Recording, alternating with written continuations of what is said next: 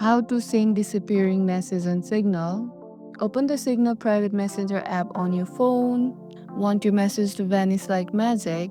Let's do it. Tap on the contact or group where you want to send disappearing message. In the chat window, tap the contact's name at the top. This opens chat settings.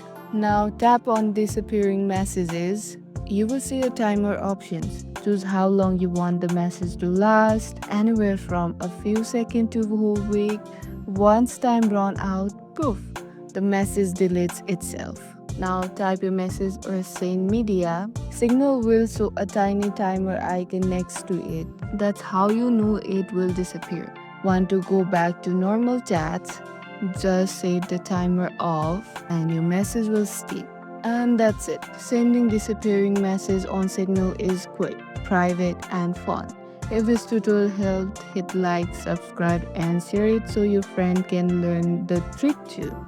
Happy chatting!